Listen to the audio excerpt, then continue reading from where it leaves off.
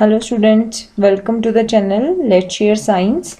आज हमें डिस्कस करनी है क्लास 9th की वर्कशीट नंबर 15 और इसका टॉपिक है एटॉमिक मास। इसमें हमें आपको पता है कोई भी मैटर का सबसे बेसिक यूनिट है एटम्स। ठीक है, तो एटम्स जो होते हैं वो बहुत ही माइन्यूट पार्टिकल्स, बहुत ही छोटे पार्टिकल्स होते हैं। इनका मास होता है या नहीं होता, अगर होता है तो उसकी यूनिट क्या होती है और हम उसे किस सिंबल से लिखते हैं, ये सब बातें हमें डिस्कस करनी है। तो एक साइंटिस्ट थे जिनका नाम था जॉन डेल्टन। इन्होंने ये बताया था कि हर एक एलिमेंट का अपना एक यूनिक एटॉमिक मास होता है। तो उन्होंने क्या किया, इसको कैलकुलेट करने के लिए, इस मास को कैलकुलेट करने के लिए एक रिलेटिव एटॉमिक मास बनाया। एक लॉ था, लॉ ऑफ डेफिनेट प्रोपोर्शन, उसको नज़र में रखते हुए। और ये जो मास है, इसको जब हम मेजर करते हैं तो उसकी यूनिट होती है एटॉमिक मास यूनिट, और इसको हम डिनोट करते हैं सिंबल स्मॉल यू से। तो अगर क्वेश्चन आता है पेपर में कि define one atomic mass unit यानी 1U, तो हम इसे कैसे डिफाइन करेंगे कि 1U is the mass equivalent to 1/12 of the mass of a carbon atom. इसका मतलब हमने कार्बन एटम लिया, उस कार्बन एटम का जब हमने 1/12 कर दिया उसके मास को, तो वो इक्विवेलेंट हो गया, वो इक्वल हो गया 1 एटॉमिक मास यूनिट के। अब वो कहते हैं कि सपोज करो हमने एक वाटरमेलन लिया और उसके हमने 12 टुकड़े कर दिए, 12 स्लाइसेस, तो उसका मास हो गया 12 यूनिट, 12 एटॉमिक मास हो गया उसका। अब हमने उसमें से एक स्लाइस लिया, तो एक स्लाइस जो है वो इक्वल होगा एटॉमिक मास ऑफ हाइड्रोजन के, यानी 1U।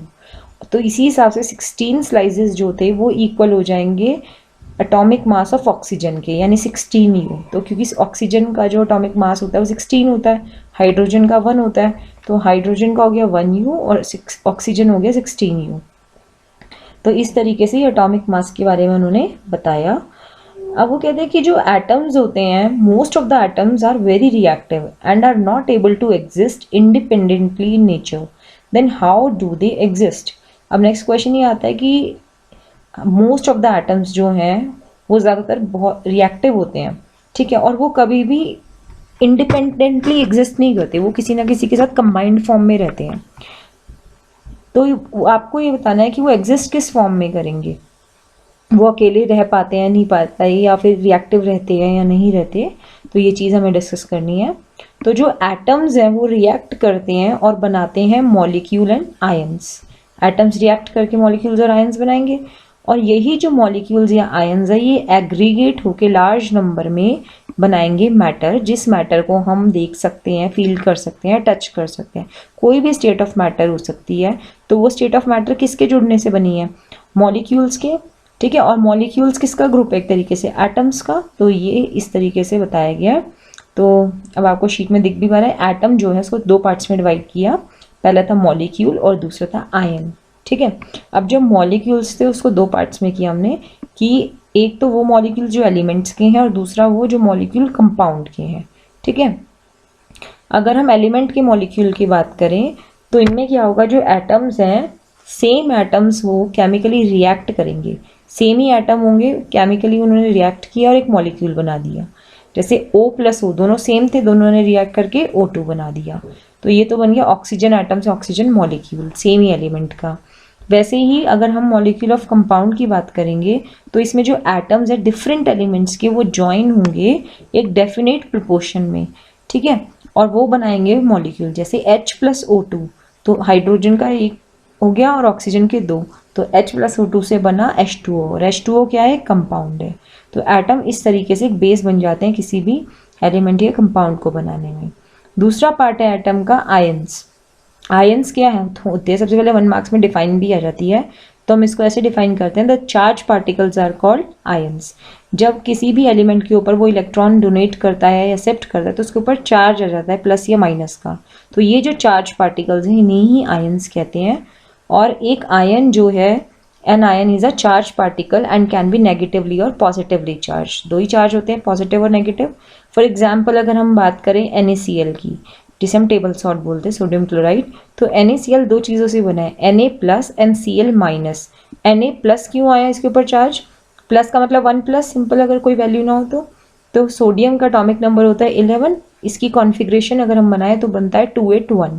अब वो 1 इलेक्ट्रॉन जो है डोनेट करेगा, ना कि स्टेबल होने के लिए 7 इलेक्ट्रॉन्स लेगा जो, ठीक है। तो जब वो 1 इलेक्ट्रॉन डोनेट करेगा, जो डोनर होगा वो हमेशा बड़ा होगा, तो वो प्लस चार्ज आएगा।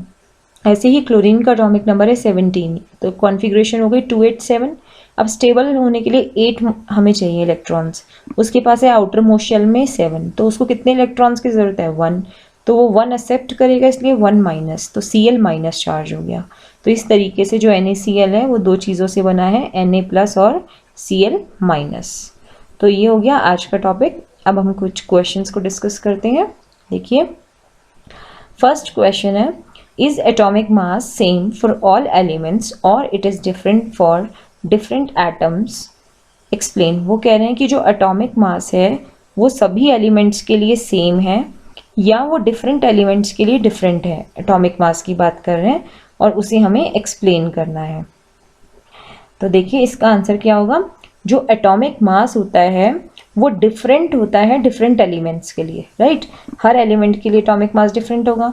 कार्बन का जो एटॉमिक मास है वो 12 यूनिट होगा एग्जाम्पल के तौर पे, और एटॉमिक मास ऑफ हाइड्रोजन की बात करें तो 1 यूनिट है, ऑक्सीजन की बात करें तो 16 यूनिट है। तो इसलिए हम कह सकते हैं कि ये डिफरेंट फॉर्म्स के लिए डिफरेंट होगा। सेकेंड क्वेश्चन है कि what is atomic mass unit, explain with examples. Atomic mass unit क्या होती है, एग्जाम्पल्स के साथ बताइए। तो अभी आपको बताया एटॉमिक मास यूनिट यानी स्मॉल यू जिसे हमने डिनोट किया, ये क्या है, इस mass equivalent to 1/12 of the mass of 1 atom of carbon 12। एक कार्बन 12 की 1/12 मास अगर हम कर दें तो उसको हम कहते हैं 1 एटॉमिक मास यूनिट, ठीक है। अब उसको एग्जाम्पल के साथ समझाना है, तो एग्जाम्पल जो भी हमने वाटरमेलन के डिस्कस किया आप वो ले सकते हैं कि अगर हमने वाटरमेलन को कंपेयर किया कि अगर वो कार्बन एटम के जितना है, कार्बन 12 उसको हमने मान लिया, तो अगर हमने उसके 12 स्लाइसेस करें तो इसका मास हो गया 12 यूनिट। और अगर उसके एक स्लाइस की बात करें तो एक स्लाइस अगर 1 यू है तो वो हाइड्रोजन का हो गया 1 यू, और अगर हम 16 स्लाइसेस उसके ले लें तो वो इक्वल हो गया 16 यूनिट के ऑक्सीजन के। तो ये इसका आंसर हो गया सेम। आप वर्कशीट से आप देख सकते हैं, सेम आप आंसर में लिख सकते हैं। क्वेश्चन नंबर 3 कह रहा है, how do atom exist in nature. Atoms nature में कैसे एग्जिस्ट करेंगे, एक्सप्लेन विद एग्जाम्पल्स। तो देखो एटम्स जो होते हैं बहुत रिएक्टिव होते हैं और ये कभी भी इंडिपेंडेंटली एग्जिस्ट नहीं करते नेचर में, हमेशा ये रिएक्ट करते हैं और मॉलिक्यूल या आयंस की फॉर्म में एग्जिस्ट करते हैं, ग्रुप में एग्जिस्ट करते हैं। एग्जाम्पल में आप बता सकते हो O+O, ऑक्सीजन जो है ये हमेशा O2 की फॉर्म में मिलेगा, और ऐसे ही H2 और O को अगर हम रिएक्ट करें तो H2O बनेगा। Now question number 4, which type of charges are present in ions. कौन से टाइप के चार्जेस होते हैं आयंस में, एग्जाम्पल देना है। तो सबसे पहले आयन क्या है, आयंस जो होते हैं वो पॉजिटिवली चार्ज भी हो सकते हैं और नेगेटिवली चार्ज, ठीक है। आयंस होते क्या, ये चार्ज पार्टिकल्स होते हैं। और इसके एग्जाम्पल की बात करें तो जैसे आप सोडियम क्लोराइड की एग्जाम्पल ले लीजिए, Na+ जो हो गया पॉजिटिव आयन हो गया और क्लोराइड Cl- नेगेटिव आयन हो गया। तो ये हमारे कुछ क्वेश्चंस हो गए जो हमें सॉल्व करने थे। अगर कोई डाउट आता है तो आप पूछ सकते हैं। Till then thank you.